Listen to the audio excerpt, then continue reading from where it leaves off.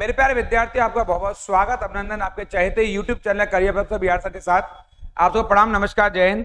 आप सभी लोग दोनों हाथ जोड़कर अपनी मां के चरणों में प्रणाम करेंगे। और आज हम बात कर रहे हैं सिपाही भर्ती परीक्षा 2024 के आपके जो 23, 24, 25 और 30 अगस्त तारीख को जो पेपर होने वाले हमारे, तो आपको जानना चाहिए हम प्रैक्टिस सेट पर चर्चा कर रहे हैं। यहाँ पर ये प्रैक्टिस सेट 6 है। इससे पूर्व में मैं आपको 5 प्रैक्टिस सेट दे चुका हूं। ये जीएस जीके के बहुत महत्वपूर्ण प्रश्न हैं। आपको जान के अच्छा लगेगा कि जो प्रैक्टिस सेट हम आपके लिए लाए हैं ये सब वही प्रश्न हैं जो हमारे एग्जाम में आने वाले हैं।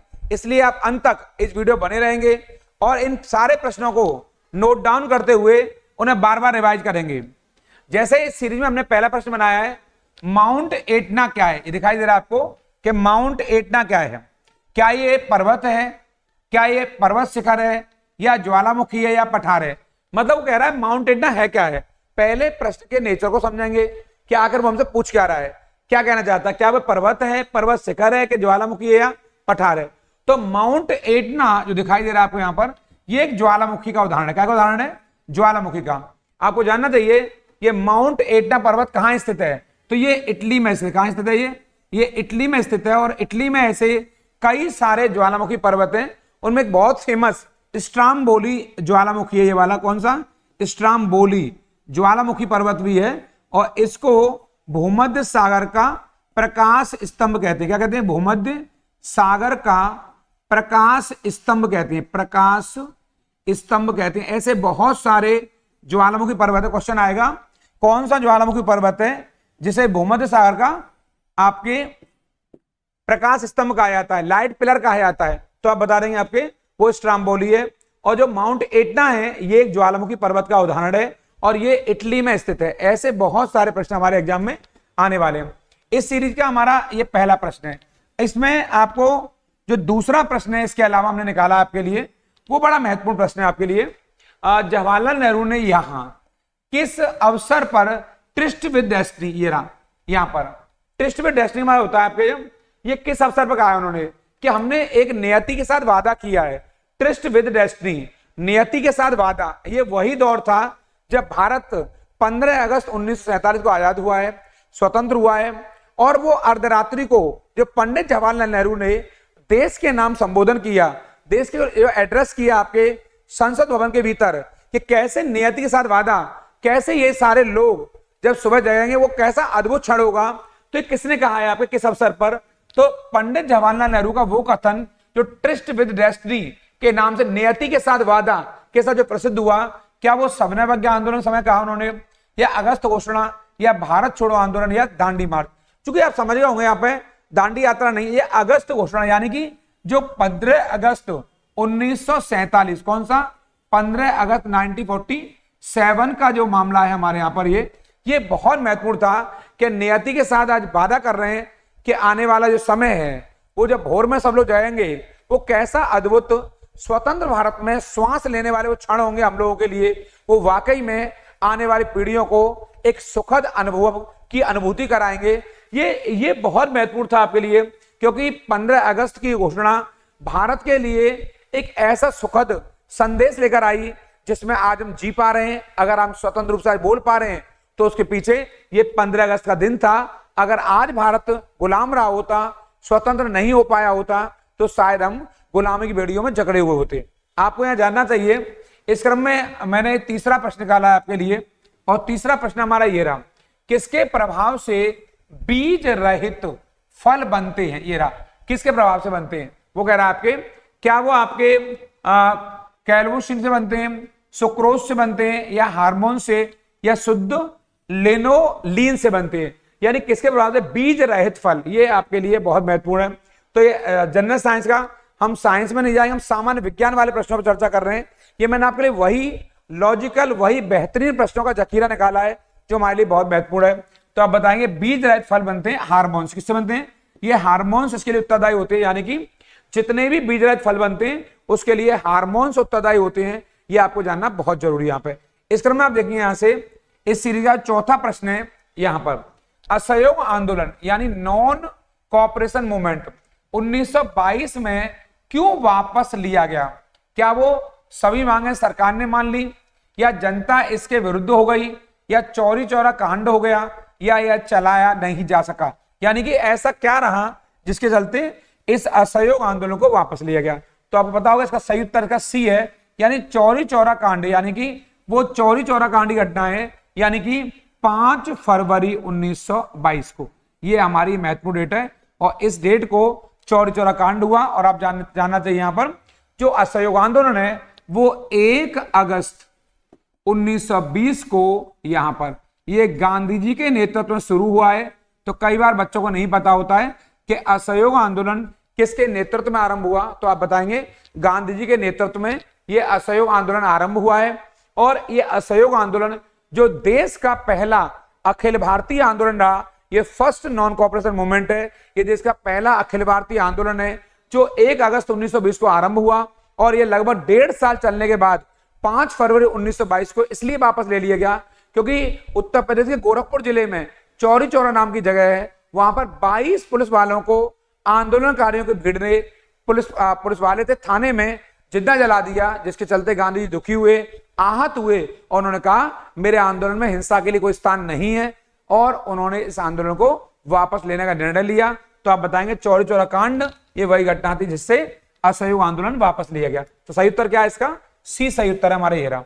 इस क्रम में हमारा अगला इस सीरीज का 5वां प्रश्न है, ये रहा, बड़ा अच्छा प्रश्न है आपके लिए। उठो जागो, और ये नारा किसने दिया है उठो जागो का? क्या ये नारा गांधी जी का है, क्या ये बाल गंगाधर तिलक का है, या स्वामी विवेकानंद का, या फिर स्वामी दयानंद का है? तो आपको जानना चाहिए यहां पर उठो जागो और तब तक मत रुको जब तक अपने लक्ष्य की प्राप्ति ना हो जाए, ये बहुत फेमस कोटेशन है, आपको पता होगी। स्वामी विवेकानंद ने ये कोटेशन दिया आपके, उठो जागो और तब तक मत रुको जब तक लक्ष्य की प्राप्ति नहीं हो जाती है। ये बहुत इंपॉर्टेंट है। और दयानंद सरस्वती ने कहा यहां पर वेदों की ओर लौटो, बैक टू द वेदाज, वेदों की ओर, इसको भी लिख लेंगे यहां पर, वेदों की ओर लौटो, क्योंकि हमारे एग्जाम में कई बार ऐसे कोटेशन अक्सर पूछे जाते हैं। ये किसका है? ये दयानंद सरस्वती जी का है, बैक टू द वेदाज। और जो तिलक जी ने कहा स्वराज मेरा जन्मसिद्ध अधिकार है, स्वराज मेरा जन्मसिद्ध अधिकार है और मैं इसे लेकर रहूंगा, स्वराज की अवधारणा तिलक ने दी है। और गांधी जी जो है उनका जो बहुत फेमस आप पता होगी आपको, गांधी कहते हैं भारत की आत्मा गांव में रहती है, भारत की आत्मा, अगर यह आएगा भारत की आत्मा गांव में रहती है, ये कथन किसका है? तो आप बताएंगे कथन गांधी जी का है। तो मैंने विवेकानंद का बताया उठो जागो और तब तक मत रुको जब तक लक्ष्य की प्राप्ति ना हो जाए, और यहाँ दयानंद का बताया वेदों की ओर लौटो, बैक टू द वेदाज। ऐसे बहुत सारे कथन हमारे एग्जाम में आते रहते हैं। तो मैंने तिलक का बताया स्वराज मेरा, Swaraj is my birth right and I shall have it, and I shall have it, ये किसका है? आपके दयानंद सरस्वती का। और तिलक का बता दिया मैंने स्वराज वाला, और वेदों के लोटो किसका है? दयानंद का। और गांधी ने कहा भारत की आत्मा गांव में रहती है। ऐसे कोटेशन हमारे एग्जाम में अक्सर आया करते हैं। इस सीरीज में आप देखिए आपके सत्य और अहिंसा मेरे ईश्वर है, ये वाला, सत्य और अहिंसा मेरे ईश्वर है, ये वाला, ये 6वां प्रश्न है सीरीज का। ये कथन किसका है? कौन सा? सत्य और अहिंसा मेरे ईश्वर हैं। और ये कथन किसका है? क्या ये कथन गांधी जी का है, या ये महावीर जैन का है, या गोपाल कृष्ण गोखले का है, या फिर महात्मा बुद्ध का है? आखिर ये किसने कहा है कि सत्य और अहिंसा मेरे ईश्वर हैं? तो आपको जानना चाहिए ये कथन एक ऐसे महान हस्ती का हो सकता है क्योंकि वो अहिंसावादी, क्योंकि आप जानते हैं महावीर जैन वो अहिंसा के बहुत बड़े दूत हैं। आप जानते हैं जियो और जीने दो की जो थ्योरी है वो जैनियों ने दी है, पर यहाँ पर सत्य और अहिंसा का मामला ये गांधी जुड़ा हुआ है। गांधी जी ने कहा था सत्य और अहिंसा मेरे ईश्वर हैं। और जो जैनियों का है जियो और जीने दो, कौन सा? जियो और जीने दो, ये वाला, इसको भी रट लेंगे। आपके क्वेश्चन आएगा जैन धर्म का सार है जियो और जीने दो। ऐसे बहुत सारे, और महात्मा बुद्ध का जो दृष्टिकोण है, जो उनका दर्शन है, वो आपका बुद्धवाद पर आधारित है, यानी कि मध्यम मार्गी है। और महात्मा बुद्ध मध्यम मार्ग की बात करते हैं। क्षणिकवाद का सिद्धांत बौद्ध धर्म से जुड़ा हुआ है। और आपको मालूम होगा जो आर्य सत्य हैं, 4 आर्य सत्य हैं, वो भी बौद्ध धर्म से जुड़े हुए हैं। और अष्टांगिक मार्ग का संबंध बौद्ध धर्म से है। अष्टांगिक मार्ग आ जाए, आर्य सत्य आ जाए, लेकिन त्रिरत्न आएगा तो जैन धर्म मारेंगे, और जियो और जीनोदय आएगा तो भी जैन धर्म मारेंगे। लेकिन ये सत्य और अहिंसा मेरे ईश्वर हैं, ये महात्मा गांधी जी ने कहा। और गांधी जी को बापू और राष्ट्रपिता और महात्मा जैसे नामों से भी जाना जाता है। इस क्रम में हमारा 7वां प्रश्न है सीरीज का, और वो प्रश्न ये है, जब किसी प्रिज्म से, ये रहा, प्रिज्म से श्वेत प्रकाश का विक्षेपण या आपका डिस्पर्सन होता है, तो इनमें से किस रंग का सर्वाधिक विचलन होता है, फैलाव होता है। यानी कि कोई प्रकाश है जो प्रिज्म से श्वेत प्रकाश निकाला जाता है, तो सबसे ज्यादा कौन से प्रकाश का फैलाव होता है? क्या वो लाल रंग है, क्या वो पीला रंग है, क्या हरा रंग है, या बैगनी? आप गैस करते रहिए इसको। एक सही उत्तर है आपका बैगनी। सबसे ज्यादा विचलन आपके बैगनी रंग का होता है आपके, यानी कोई श्वेत प्रकाश जब उसका विक्षेपण किया जाता है कि प्रिज्म से, तो उस समय किसका विक्षेपण ज्यादा होता है आपके, किस रंग का? तो बैगनी रंग का। इस बैगनी रंग का विचलन सबसे ज्यादा होता है, जो हमारे लिए बहुत बहुत महत्वपूर्ण है। इस क्रम में हमारा अगला जो प्रश्न है आपका, वो प्रश्न है आपके मानवाधिकार दिवस कौन सा? ये रहा ह्यूमन राइट्स डे। कौन सा? ह्यूमन राइट्स डे कब मनाया जाता है? 7 दिसंबर को, 8 दिसंबर को, 9 दिसंबर को, या 10 दिसंबर को? हम बताएंगे यहाँ पर 10 दिसंबर को। ये यूएनओ के अंतर्गत जो अंतरराष्ट्रीय मानवाधिकार आयोग की स्थापना की संयुक्त राष्ट्र संघ द्वारा, तो 10 दिसंबर को जो चार्टर प्रभाव में आया, इसके चलते ये अंतरराष्ट्रीय स्तर पर मानवाधिकार दिवस मनाया जाता है। और पूरी दुनिया में 10 तारीख को, 10 दिसंबर को अंतरराष्ट्रीय मानवाधिकार दिवस के तौर पर मनाया जाता है।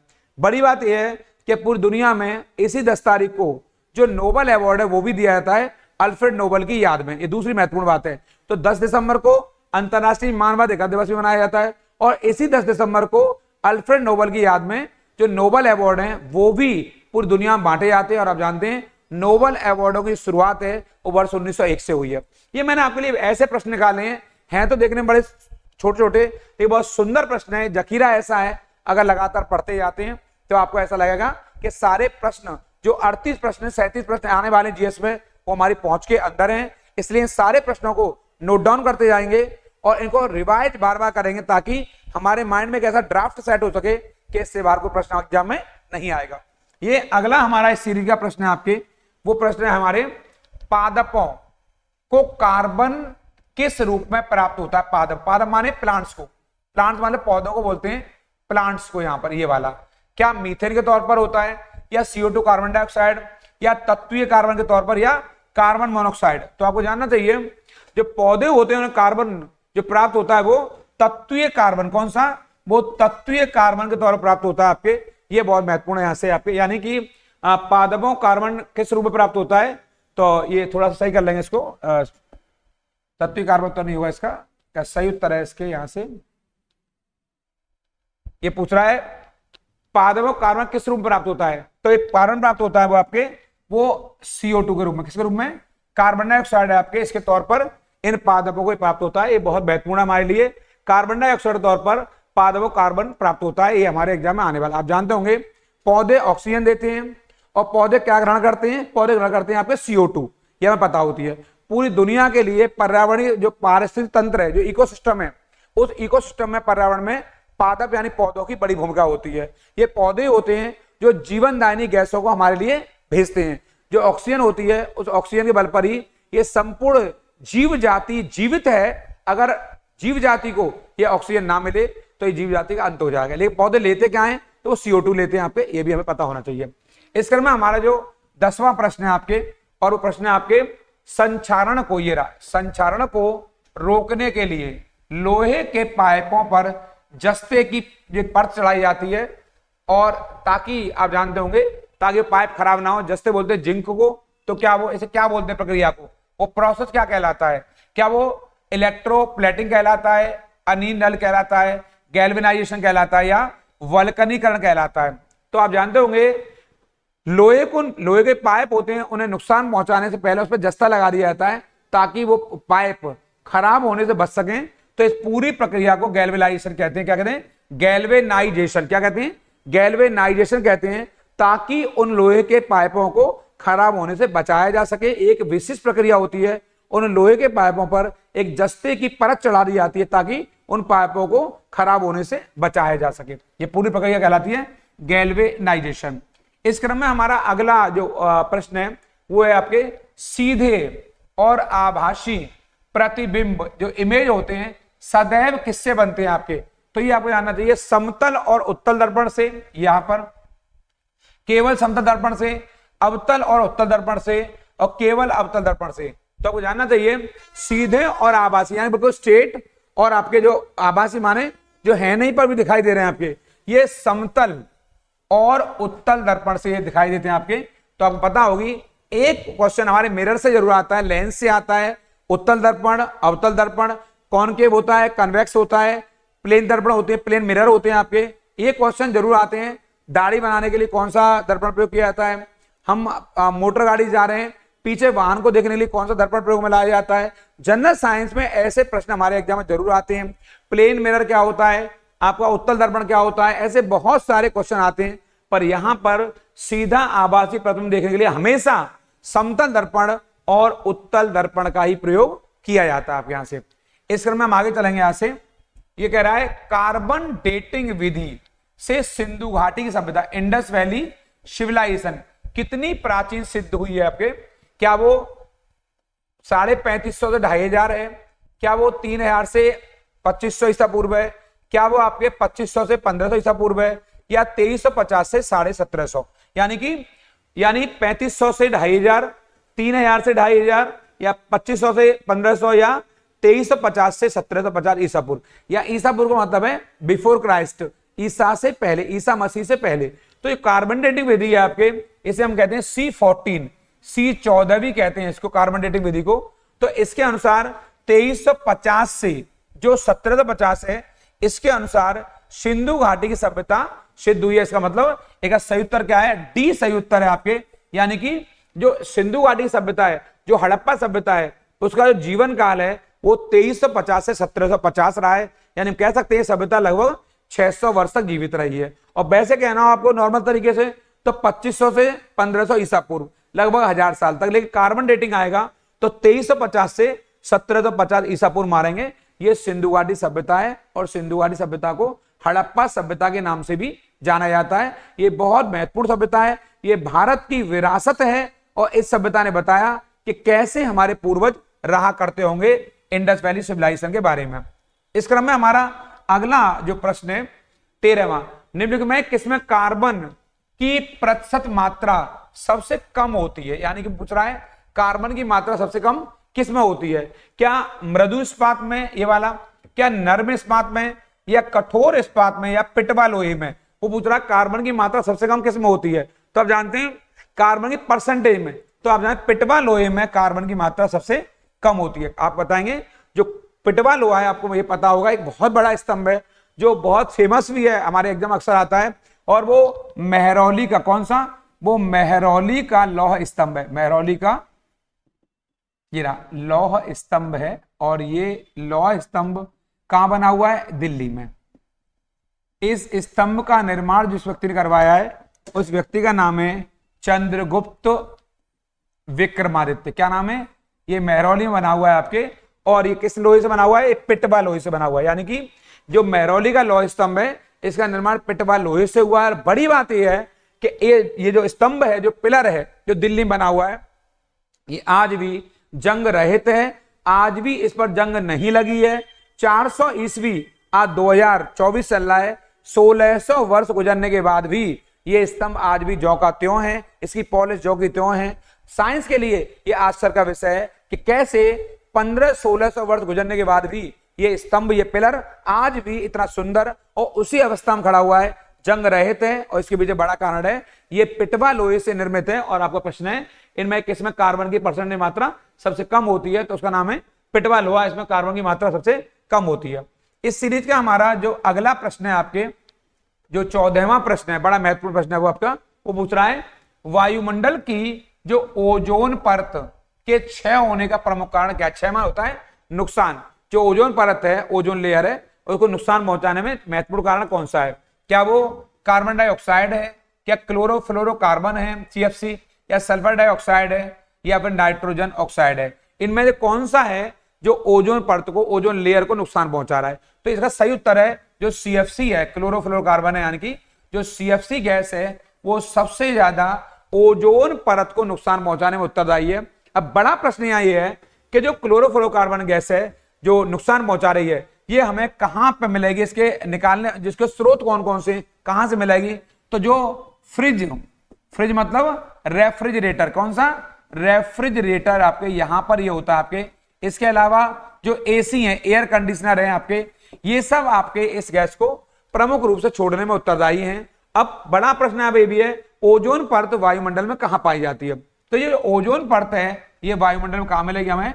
ये हमें समताप मंडल में। कहां मिलेगी? ये समताप मंडल में मिलेगी आपके। ये बड़ा महत्वपूर्ण है, इसको मेरे कहने से याद कर लेंगे। उसको अंग्रेजी में स्ट्रेटोस्फीयर कहते हैं। आप जानते होंगे वायुमंडल में सबसे जो निचली परत है उसे क्षोभमंडल कहते हैं, ट्रोपोस्फीयर कहते हैं। उसके ऊपर समताप मंडल होता है उसे स्ट्रेटोस्फीयर कहते हैं। उसके ऊपर मध्य मंडल होता है उसे मीजोस्फीयर कहते हैं। उसके ऊपर आयन मंडल होता है उसे आयनोस्फीयर कहते हैं। और उसके ऊपर होता है बहिर्मंडल, उसे एक्सोस्फीयर कहते हैं। यानी वायुमंडल के सबसे बाहरी परत को, बाहरी लेयर को एक्सोस्फीयर कहते हैं, बहिर्मंडल कहते हैं। और वायुमंडल के सबसे निचली परत को क्षोभमंडल कहते हैं, जिसे आपके स्ट्रेटोस्फीयर के नाम से जाना जाता है आपके।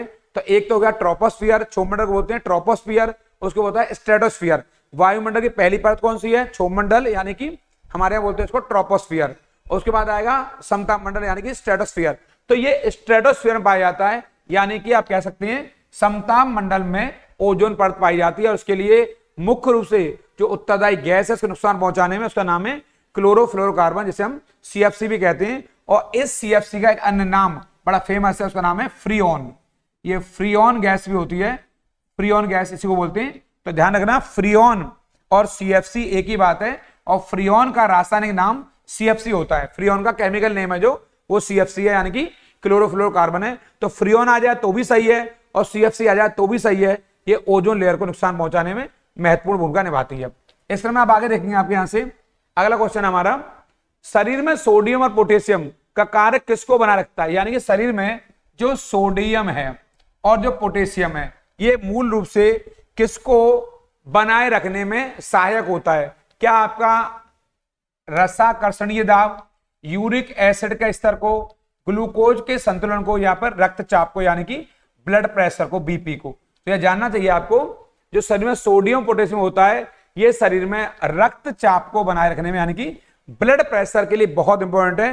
ब्लड का संतुलन आप जानते हैं कि जो रक्तचाप होता है ज्यादा होगा या कम होगा? अमूमन तौर पर हमारे यहाँ एक स्वस्थ व्यक्ति के लिए 80 और 120 रक्तचाप का होना आवश्यक है। यानी कि 80 से कम ना हो ब्लड प्रेशर और 120 से ज्यादा ना हो। याद कर लेंगे, 80 से कम ना हो और 120 से ज्यादा ना हो। स्वस्थ व्यक्ति के लिए इसका 80 और 120 का ग्राफ होना जरूरी है।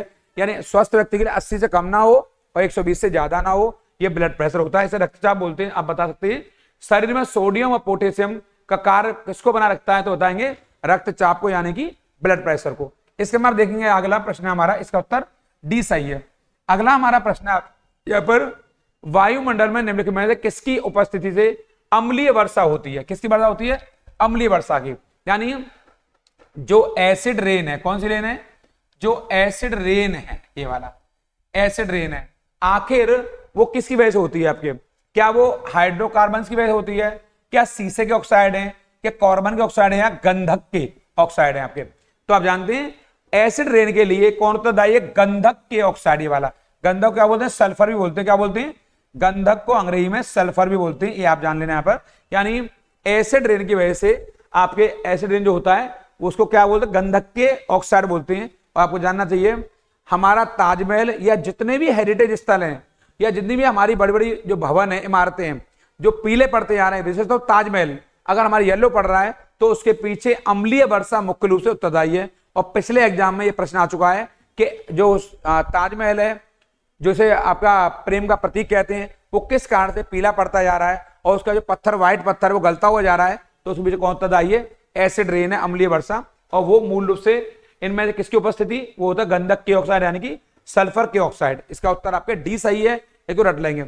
अगर ये वीडियो आपको समझ में आ रहा हो, अच्छा लग रहा हो, तो इसको लाइक करना बिल्कुल नहीं भूलेंगे। और चैनल को अभी तक सब्सक्राइब नहीं किया है तो जल्दी सब्सक्राइब कर लीजिए, ताकि आपको ऐसे महत्वपूर्ण विषय, ऐसे महत्वपूर्ण प्रश्न लगातार मिलते रहे इसी प्लेटफॉर्म से। ऐसी मैं उम्मीद करता हूं कि इसको आप लाइक करना बिल्कुल नहीं भूलेंगे यहां से। और ये हमारा 17वां प्रश्न है आपके, वो कह रहा है 2024 के लिए किस राज्य में स्थित ये रहा 60 पैराशूट फील्ड हॉस्पिटल का सुभाष चंद्र बोस आपदा प्रबंधन पुरस्कार के लिए चुना गया? इनमें 17वां प्रश्न आपके, क्या वो यूपी है, पंजाब, तमिलनाडु या महाराष्ट्र? यानी कि 60 पैराशूट फील्ड हॉस्पिटल को सुभाष चंद्र बोस आपदा प्रबंधन पुरस्कार के लिए इसमें से चुना गया है, वो कौन सा है इसमें से, तो आपको जानना चाहिए। वो यूपी है, आपका यूपी है, आपको गौरवान्वित होना चाहिए। इसके लिए, इस पुरस्कार के लिए यूपी को पहला स्थान मिला है और यूपी को इसके लिए चुना गया है सुभाष चंद्र बोस आपदा प्रबंधन पुरस्कार के लिए। ये करंट अफेयर का प्रश्न है, इसको थोड़ा देख के जाएंगे क्योंकि 4-5 प्रश्न हमारे एग्जाम में करंट अफेयर के भी आ रहे हैं, यहां से महत्वपूर्ण हमारे लिए। इससे में आप आगे देखेंगे, वर्ष 2024-25 के लिए यूनेस्को की विश्व विरासत सूची के रूप में मान्यता के लिए भारत द्वारा नामांकित भारत के मराठा सैन्य परिदृश्य में कितने जिले शामिल कर लिए गए आपके, किसने, यूनेस्को ने। यूनाइटेड, ये बड़ा महत्वपूर्ण है, यूनाइटेड नेशन, ये रहा साइंटिफिक कल्चरल यहां पर थोड़ा सही करेंगे इसको, यहां से UNESCO, UNESCO, United Nation Educational Scientific Cultural Organization, ये वाला। इसका मुख्यालय यूनेस्को कहां पर है, पेरिस में। कहां पर है मुख्यालय, ये पेरिस में। और इसने कितने जिलों शामिल कर लिया आपके, तो इसने इस क्रम में 12 जिलों को शामिल किया यहां पर आपके, ये बहुत महत्वपूर्ण है। यानी भारत के मराठा सैन्य प्रदेश में कितने जिले शामिल हैं, ये 12 जिले शामिल हैं। हमारे लिए बहुत बहुत महत्वपूर्ण है और बहुत इंपॉर्टेंट है इस क्रम में आपके। जो आगे देखेंगे आप लोग इसको, ये 19वां प्रश्न है हमारा, राजपूत समाज का आधार क्या है, यहां से वो पूछ रहा है।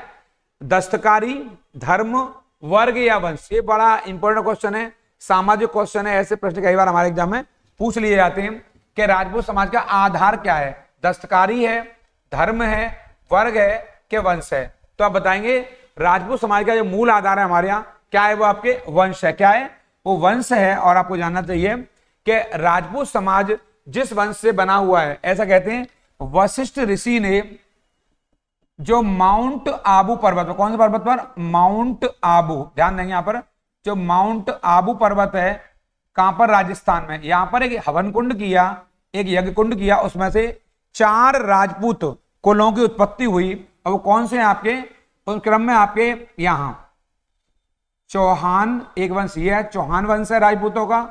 दूसरा आपका चालुक्य वंश है, ये बड़ा महत्वपूर्ण है यहां से आपके। एक आपका प्रतिहार है और एक आपका परमार है, परमार वंश। ये 4 वंश वशिष्ठ ऋषि द्वारा किए गए अग्नि कुंड से पैदा हुए। चौहान, चालुक्य, प्रतिहार और परमार, इन चारों को याद कर लेंगे। यानी राजपूत समाज का जो आधार है वो वंश है, इसको आप याद कर लेंगे। और राजपूत वंश में बहुत सारे अलग अलग और भी वंश हैं जो हम आगे पढ़ा करते हैं। आपके चंदेल है, वो भी है आपके श्रम में। बहुत सारे राजपूत वंश बने, इनका आधार क्या है, आपका वंश है। और मैंने बताया वशिष्ठ ऋषि के अग्नि कुंड से, हवन कुंड से 4 राजपूत कुलों की उत्पत्ति हुई, जिनमें चौहान है, चालुक्य है, प्रतिहार है और परमार है। इसको आप लोग यहां से याद कर लेंगे। ऐसे प्रश्न हमारे एग्जाम में कई बार बना करते हैं। 20वां प्रश्न है सीरीज का, ऊंचे पादपों में शीर्ष प्रभुत्व का कारण कौन सा है, प्रकाश अवधि, विकर या कार्बोहाइड्रेट या हार्मोन। मैं बता, ऊंचे पादपों, अभी पीछे बताया था क्वेश्चन, तो हार्मोन इसके लिए मुख्य रूप से उत्तरदायी होते हैं। यानी कि जो बड़े बड़े पौधे होते हैं उनमें वृद्धि जो होती है उसके लिए कौन उत्तरदायी होता है, हार्मोन्स होते हैं। पौधे छोटे रह जाते हैं उसके लिए भी हार्मोन्स होते हैं आपके। और महिला पुरुषों में भी हार्मोन्स पाए जाते हैं। पुरुषों में या महिलाओं में जो दाढ़ी आती है, मूंछ आती है, बाल होते हैं, या ये सब हार्मोन्स की वजह से होते हैं।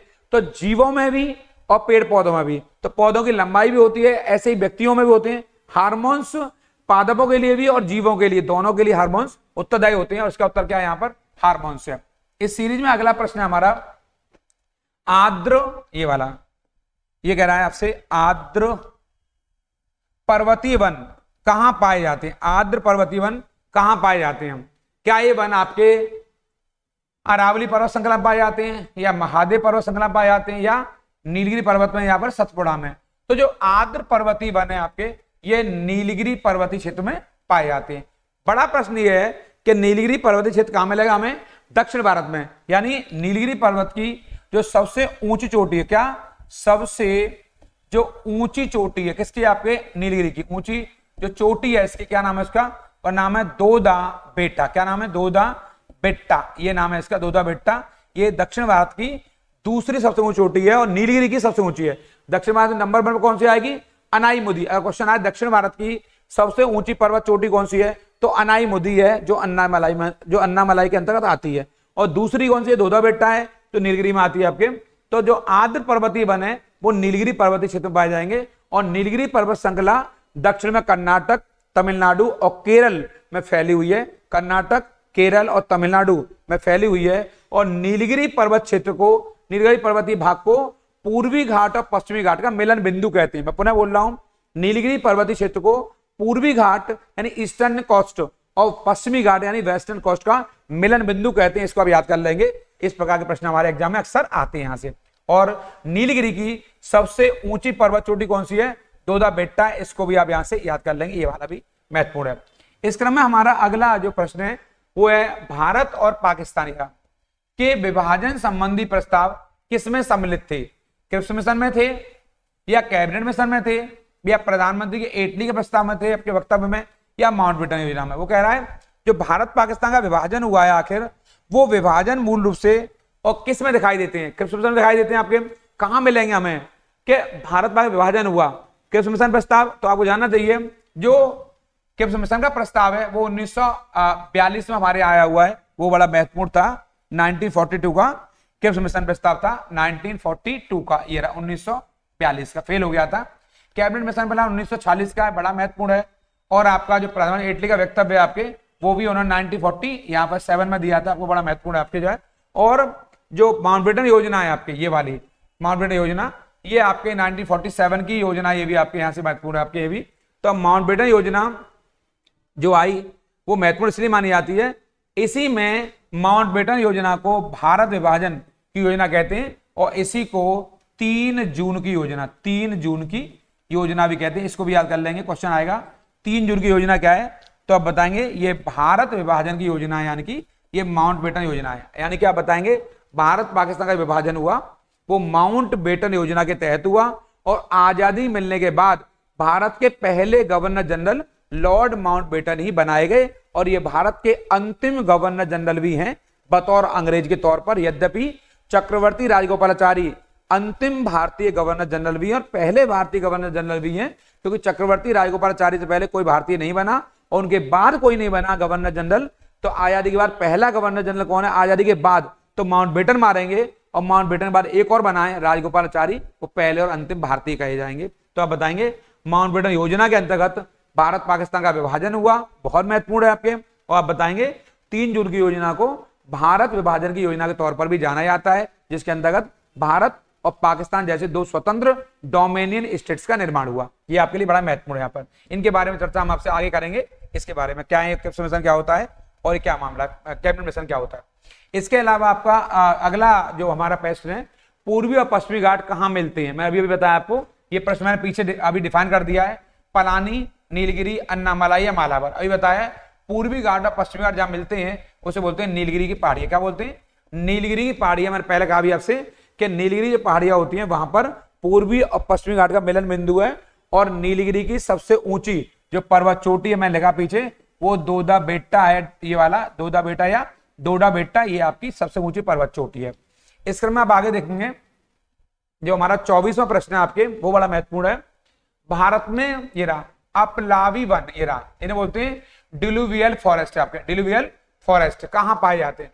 क्या अंडमान निकोबार में, या हिमालय के दक्षिणी ढाल पर, या सुंदरवन क्षेत्र में, या फिर अरावली पर्वतमाला में? यानी ऐसे वन कहां पाए जाते हैं आपके? तो इन्हें बोलते हैं आपलावी वन, डिलुवियल फॉरेस्ट। तो ये सुंदर वन के वन होते हैं आपके, यहां पाए जाते हैं आपके।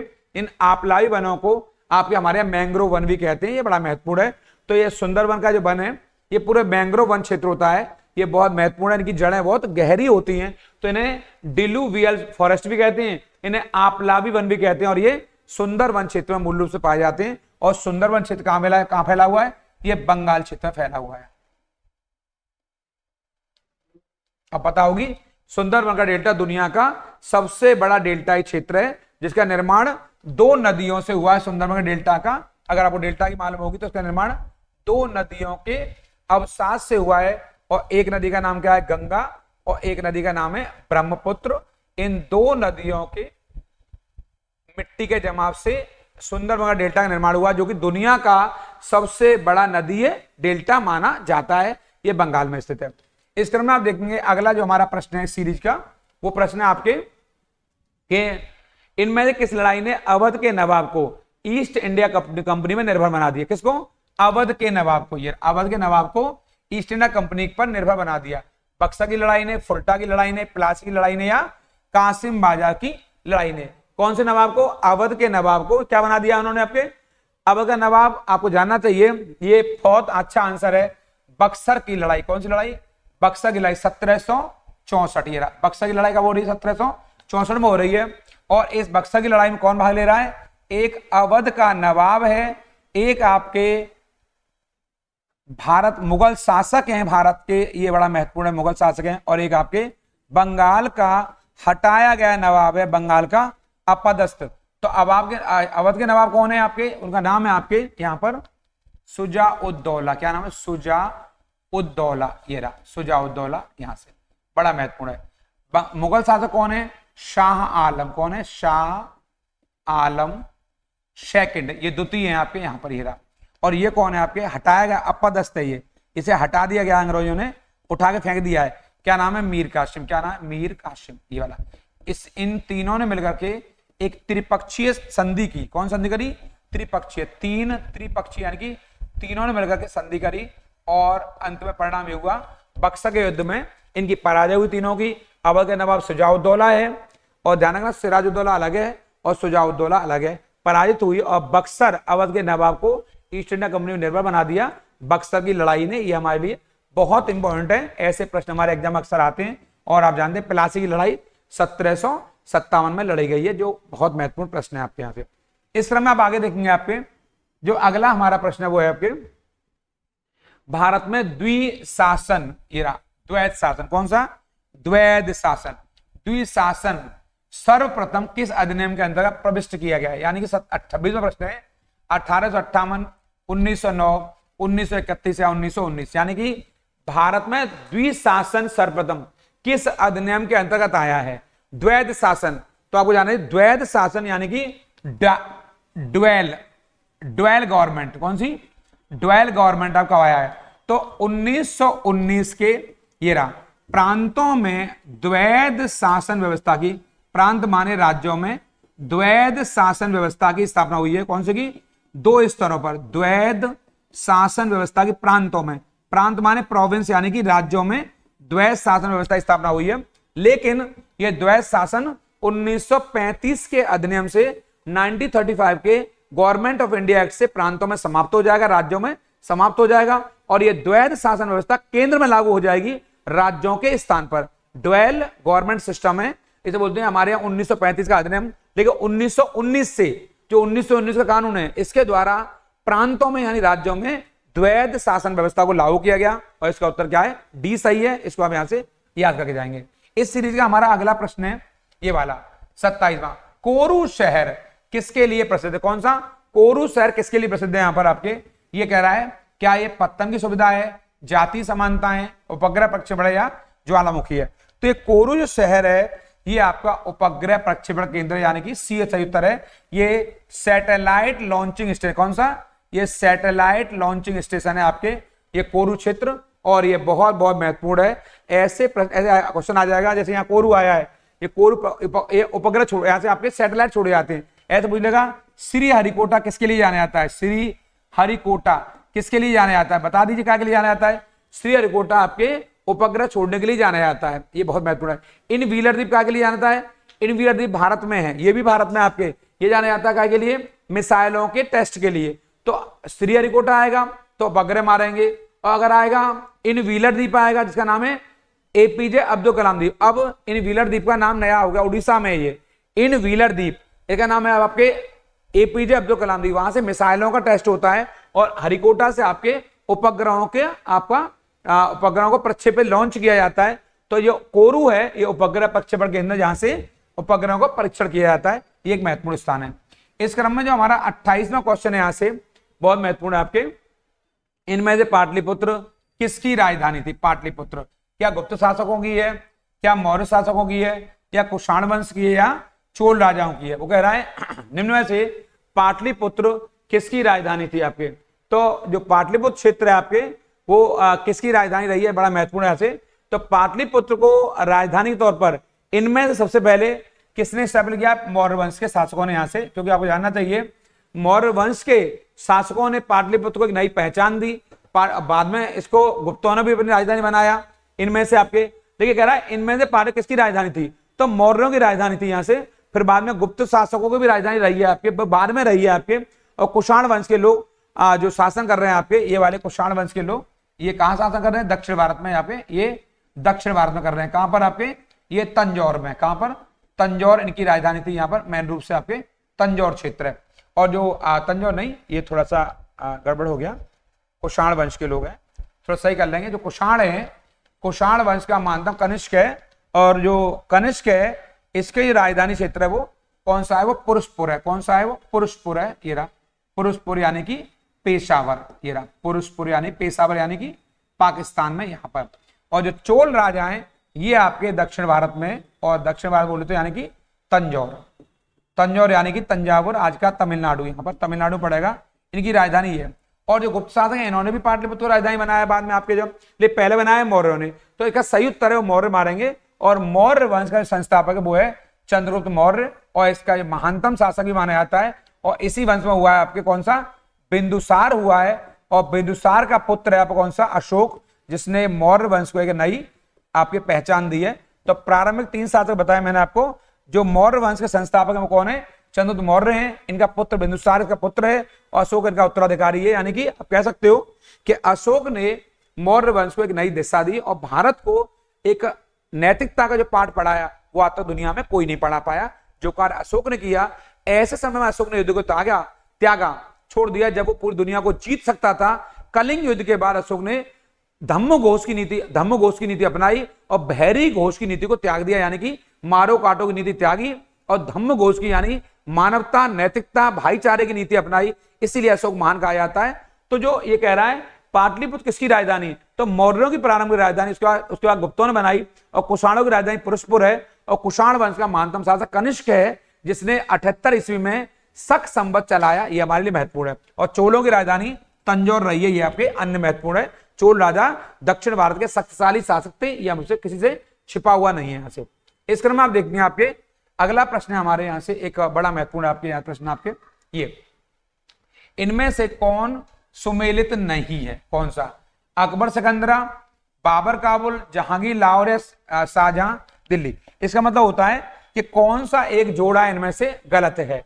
अकबर, आप बताओ, अकबर का मकबरा सिकंदरा बना हुआ, ये जोड़ा सही है। बाबर का मकबरा काबुल में बना हुआ है, बिल्कुल सही है। जहांगीर का मकबरा लाहौर में बना हुआ, बिल्कुल सही है।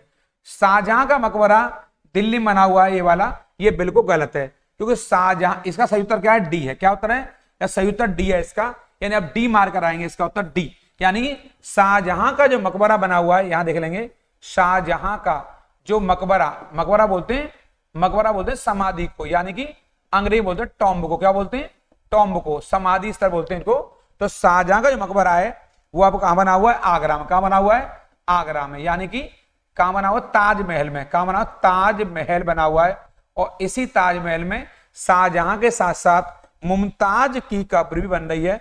मुमताज बेगम की, किसकी, मुमताज बेगम की, जो इनकी पत्नी है शाहजहां की, इनकी कब्र यहीं बनी हुई है, मुमताज बेगम की। तो ये जोड़ा गलत है, यहां पर सुमेलित नहीं है। सिकंदरा में अकबर का मकबरा है, सही है। बाबर का मकबरा काबुल में, बिल्कुल सही है। जहांगीर का मकबरा लाहौर में बना हुआ है, शाहदरा में, शाहदरा क्षेत्र में, ये बिल्कुल सही है। लाहौर में एक जगह है शाहदरा, यहां बना हुआ है इसका मकबरा आपके।